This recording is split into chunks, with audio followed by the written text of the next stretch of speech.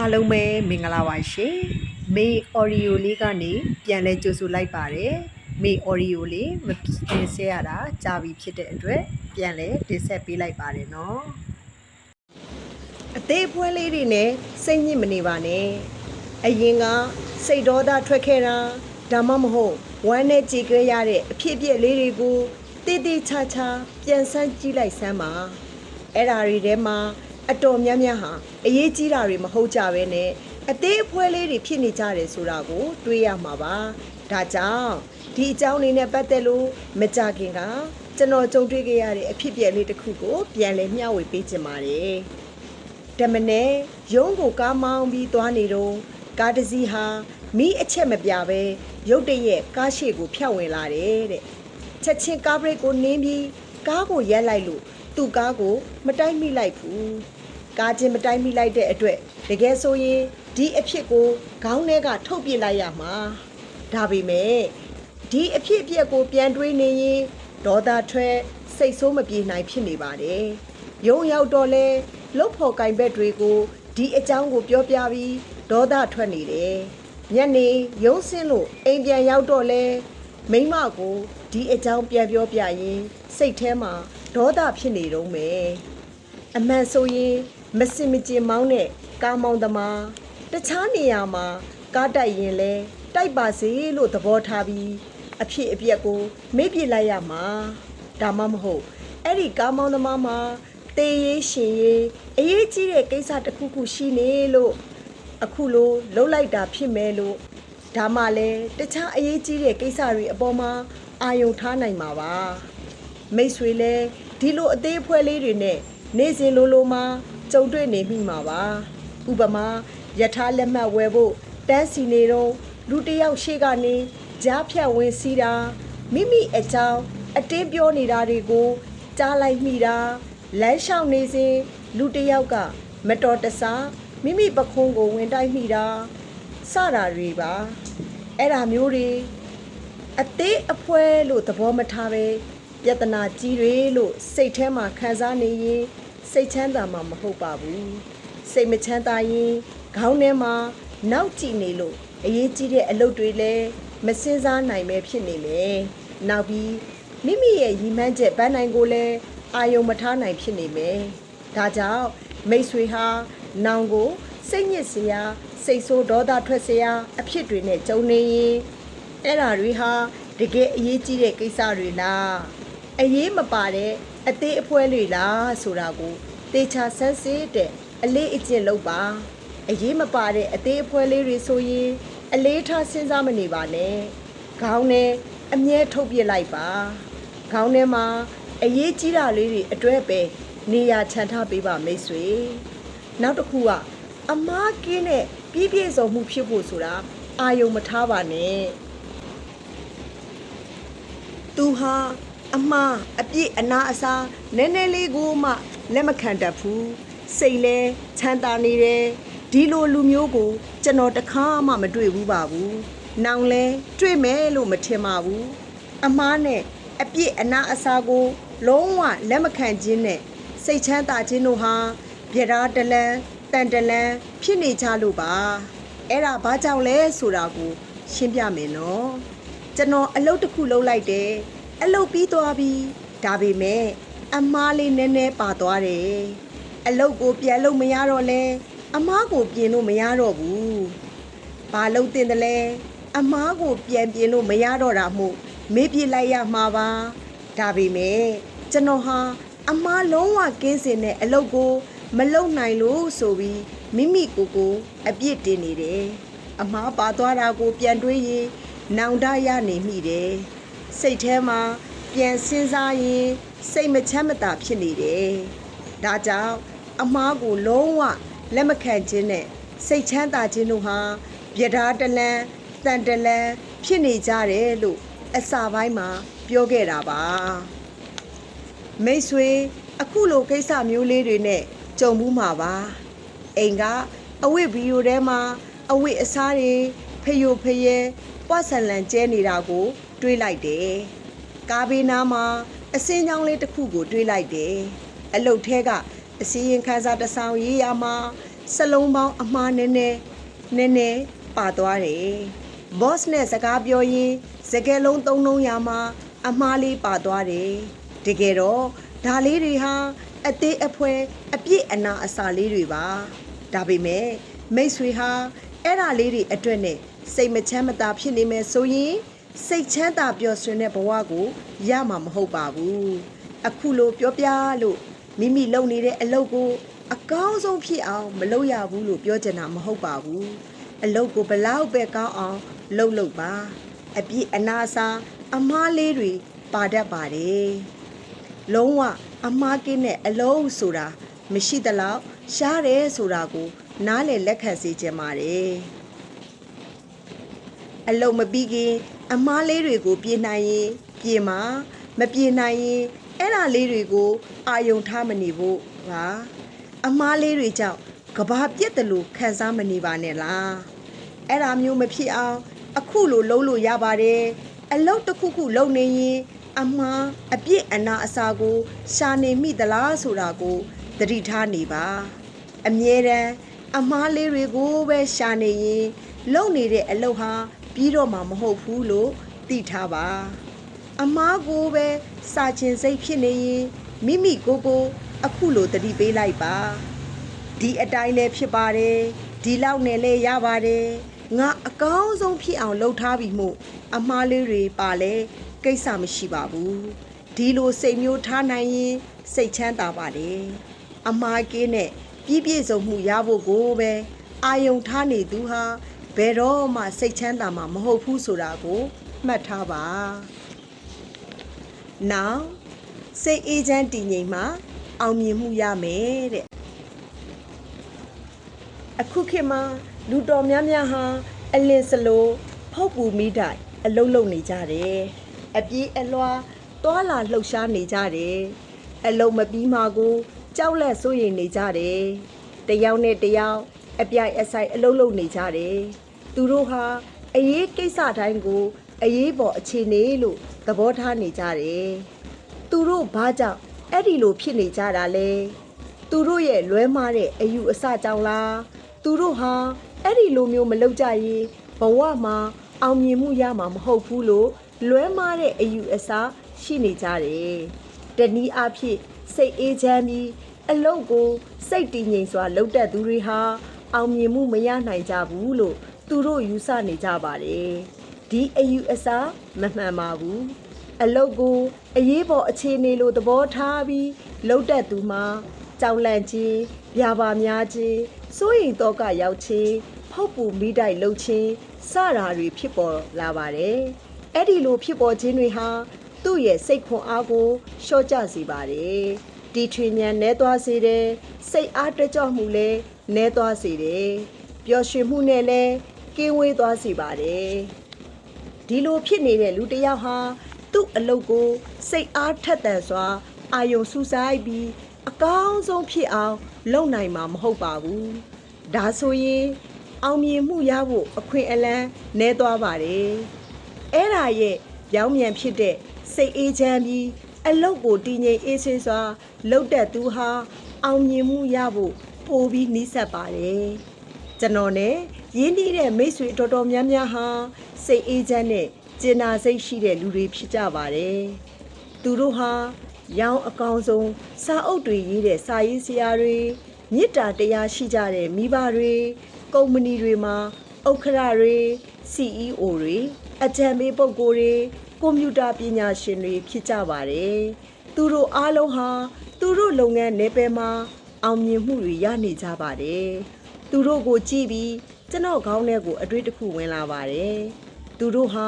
စိတ်အေးချမ်းလို့အောင်မြင်မှုတွေကိုရနေကြတာလားအောင်မြင်မှုရနေလို့စိတ်အေးချမ်းမှုရနေကြတာလားလို့ပါ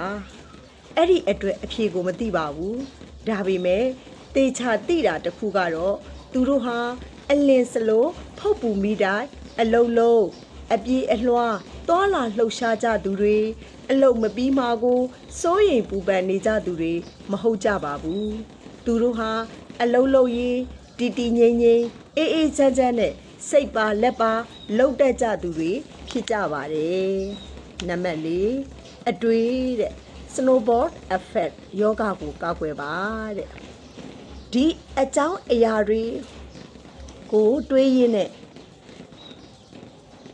အဲ့ဒီအတွေးတွေကနေနောက်ထပ်စင်ပွားအတွေးတွေဖြစ်ပေါ်လာတတ်ပါတယ်ဆိုတာကိုသိပါသလားအဲ့ဒါဘယ်လိုမျိုးလဲဆိုတာကိုဥပမာတစ်ခုနဲ့ပြောပါမယ်ညတညမှာလူတစ်ယောက်ဟာအိပ်ပျော်နေရတာရုတ်တရက်လက်နိုးလာတာနောက်နေ့မှာအရေးကြီးတဲ့ဖောက်တဲ့တစ်ယောက်ကိုဖုံးဆက်ဖို့ရှိနေတယ်ဆိုတာကိုသတိရလိုက်လို့ပါတကယ်တော့သူဟာအဲ့ဒီအရေးကြီးတဲ့ကိစ္စကိုသတိရလိုက်လို့စိတ်သက်သာရပြီးပြန်အိပ်ပျော်သွားရမှာပါဒါပေမဲ့သူဟာအိပ်မပျော်နိုင်မဲနောက်နေ့မှာလှုပ်ရှားအလုပ်တွေကိုဆက်စဉ်းစားလိုက်တယ်သူ့ကိုယ်သူလည်းအခုလိုပြောလိုက်သေးတယ်ငါတေလှမတက်အလုပ်များတယ်ဆိုတာငါကိုငါတောင်မယုံဘူးကွာငါတရက်ကိုအကြိမ်90ထက်မနည်းဖောက်တယ်တွေကိုဖုံးဆက်ပြီးစကားပြောရတယ်တရုံလုံးမှာငါအလုပ်အများဆုံးပဲငါဘဝအခြေအနေကလည်းစိုးလိုက်တာသူဟာစဉ်းစားရင်းနဲ့ပဲသူ့ကိုယ်သူတနာနေတယ်ဒီလိုနဲ့တညာလုံးမအိပ်နိုင်မဲနောက်ထပ်အလုပ်ထဲကအကြောင်းတွေမိသားစုအရေးတွေကိုဆက်တွေးရင်းနဲ့တညာလုံးအိပ်မပျော်တော့ဘူးလက်သီးစုပ်အရွယ်နှင်းငယ်လေးတစ်လုံးဟာတောင်ကုန်းတစ်ခုရဲ့ထိပ်ပေါ်ကနေတောင်ဆောင်တစ်ဆောက်ရှော့ရှင်းကြတဲ့အခါနှင်းတွေကက်ညီပါလာလို့ဘောလုံးအရွယ်နှင်းအဆိုင်ခဲတုံးကြီးဖြစ်လာတာကို snowboard effect လို့ခေါ်ပါတယ်အဲ့ဒီလိုပါပဲအတွေးတစ်ခုကနေနောက်အတွေးတစ်ခုပြီးတစ်ခုစင်ပွားတွေးသွားလို့ခေါင်းထဲမှာအတွေးပေါင်းစုံရောက်လာပြီးစိတ်ရှုပ်နေတာခေါင်းမကြည်လင်တာတွေဖြစ်နေတာကိုကျွန်တော်ကအတွေး snowball effect ယောဂလို့နာမည်ပေးထားပါတယ်ကျွန်တော်စီမှာလာရောက်ကုသခံကြတဲ့စိတ်ဝေဒနာရှင်အချို့ကပြောပြကြတယ်သူတို့ဟာတညာလုံးစင်ပွားအတွေးတွေတွေးနေကြလို့ညပေါင်းများစွာအိပ်မရကြဘူးတဲ့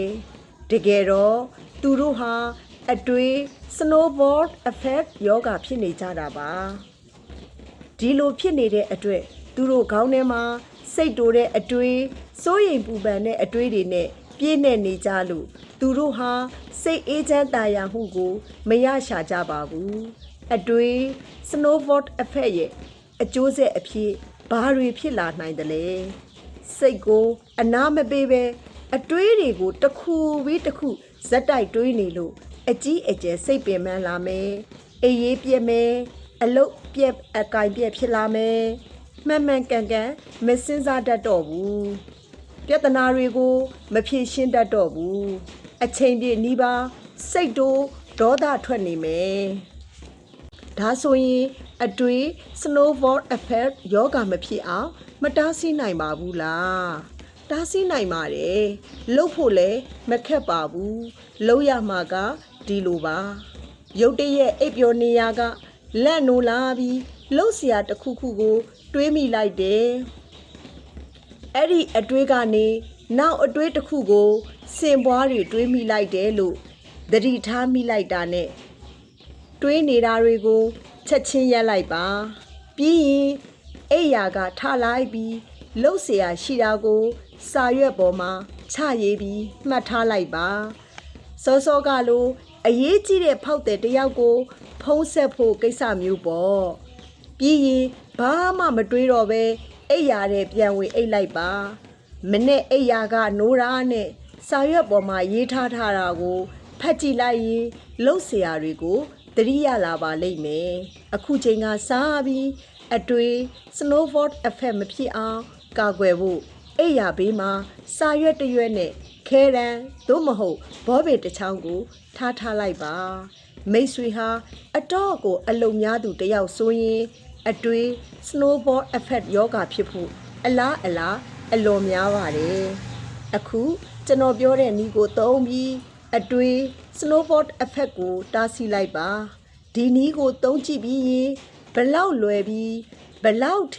ထိရောက်အကျိုးရှိတယ်ဆိုတာကိုတွေ့ရလို့အံ့ဩသွားပါလိမ့်မယ်ကျွန်တော်က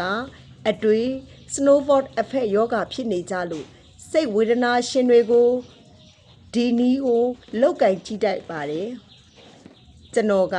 အတွေ့ snowball effect ယောဂဖြစ်နေကြတဲ့စိတ်ဝေဒနာရှင်တွေကိုဒီနီးကိုလောက်ခိုင်းတတ်ပါတယ်သူတို့လည်းလောက်ကြည့်ကြပြီးအကျိုးရှိတယ်လို့ပြန်ပြောကြပါတယ်နောက်တစ်ခုကကျင်နာတနာစိတ်ထားတတ်ပါတဲ့ကျင်နာတနာစိတ်ထားတယ်ဆိုတာကိုဘာကိုပြောတာလဲလူတစ်ယောက်ရဲ့တွေ့ကြုံခံစားရတဲ့ပြဿနာကိုသူ့နေရာမှာဝင်ရောက်ခံစားကြည့်တတ်ခြင်းပါသူ့ပြဿနာကိုမိမိပြဿနာတွေအဖြစ်မြင်ပြီးဖြေရှင်းပေးလို့ခြင်းပါကျင်နာတနာစိတ်ထားတတ်ဖို့လေ့ကျင့်ယူလို့ရပါတယ်လေ့ကျင့်ရမှာအပိုင်းနှစ်ပိုင်းရှိပါတယ်ရည်ရွယ်ချက်နဲ့လှုပ်ဆောင်မှုတို့ပါရည်ရွယ်ချက်ဆိုတာတစ်ဖက်သားရဲ့ပြဿနာနဲ့သူ့ခံစားချက်တွေကိုတည်တည်ချာချာနားထောင်ပြီးသူ့လိုခံစားကြည့်တတ်ဖို့ပါလှုပ်ဆောင်ချက်ဆိုတာကသူ့ကိုကူညီခြင်းမှာသူ့မှာငွေကြေးအခက်အခဲဖြစ်နေရင်ငွေကြေးအကူအညီပေးမယ်ဒါမှမဟုတ်အကြံကောင်းဉာဏ်ကောင်းပေးမယ်